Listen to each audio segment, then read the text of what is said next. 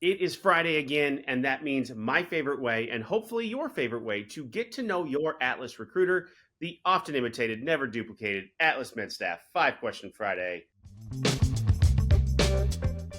With me this week, allied recruiter Dee Blakeburn. Dee, welcome. Hi, it's good to be here. Okay, you ready for this? I'm ready. Let's go. All right, this doesn't count as a question. You're remote. You're not in Omaha. Where are you located? I'm in Knoxville, Tennessee. Couldn't tell by the accent at all, right? All right, here we go. Question number 1. Tell me who Dee is. Dee, first and foremost, I'm a believer. I try to let that guide my thoughts and actions every day. I feel like that makes up a huge part of who I am. I'm a dog mom. That's the second biggest thing. I have 2 dogs now. I was just a 1-dogger. I have Poppy. She's a golden retriever mix, and she's about 7 years old. And then I just got a puppy named Barry, and he is 5 months old. Dog people. I love it. That's awesome. I am also a wanderer. I love to travel. I love to explore, see new places.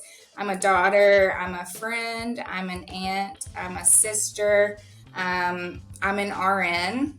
Have been for about 13 years. And lastly, I'm an allied recruiter, last but not least. We're going to get to the RN part. I've got a question for you about that. Okay. Question number 2. With your nursing background and with the amount of time that you spent in the nursing field, what translates into recruiting now, especially on the allied side? Like, what do you use every day, maybe from your previous career to what you're doing right now? Well, I think people in the medical field in general, we're all just kind of a different breed. We all have an unspoken understanding of what it's like to be bedside, working in the hospital, and until you're in the thick of it, I don't think you can really speak on it very much. I feel like I can. I've been there. I've been where all my travelers are, whether or not you're a respiratory therapist or an x-ray tech. We're all in it together, and I can empathize with my travelers on all the things. And I was also a previous traveler, so I know both sides of it. I think that helps put my travelers at ease because they know I'm not going to steer them wrong. Question number 3. Your bio is full of outdoor activities. So I have a very difficult question for you here. If you could only do one of them for the rest of your life, like you can only choose one, which one would that be? Oh my gosh. That is so hard because when people ask me my favorite outdoor activity, I always say all of them. Give me sunshine and outside and I'm happy.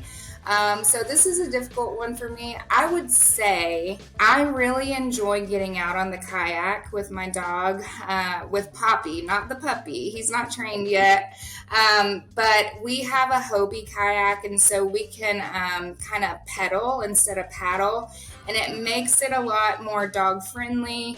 And a lot easier to explore and go farther out on the water. We live close to a lake, so it's pretty easy to get out there, and I guess that would be if I had to pick one. I hope I never have to pick just one, right. But if I did, that would be it. Question number 4. Who or what inspires you? You know, I don't know if this is cliche or not, but I would say my parents. I was adopted at birth, and so my parents took me in. They loved me unconditionally. I was not always the easiest child, and so I give a lot of props to them. We can laugh about it now, but my adolescence wasn't the greatest. But they inspire me. They still love me. They still support me. They've shown me that meaning of unconditional love, and it's inspiring. Question number 5. If you could go anywhere in the world, where would you go? Okay, so Hawaii has always been at the top of my list.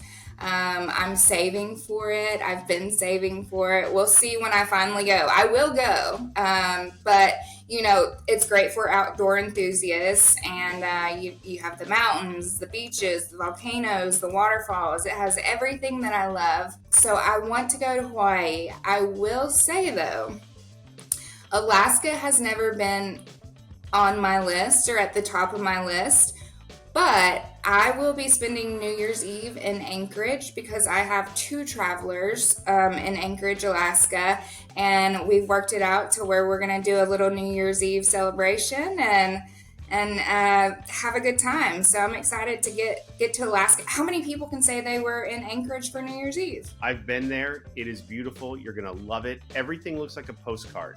It's unbelievable. You'll have a great time. I can't wait. This is the part where I say, if Dee sounds like the recruiter for you, we're going to put all of her contact information right down here. You give me one last parting word as that traveler that's done it before, that's doing it right now on the other side of the desk. Like, give me that one last little nugget of information. Well, all I can say is, as a traveler, I've been a traveler before. I will have your back no matter what. I know Atlas, and this is the why I work for Atlas, is Atlas as a company has the traveler's back and has the traveler's best interest at heart. And I love that so much because I can speak on that and know that I'm telling the truth. Any traveler out there, I'm really good with first-time travelers, the education, the everything behind it, explaining things. So if you're a first-time traveler, come to me and I'll educate you and we'll get your party started. Thank you, Dee. That was awesome. So again, we'll put all our contact information right down here. Dee is available. Thank you again for joining me today. This was awesome. Thank you so much, Rich. All right. We'll see you guys next time.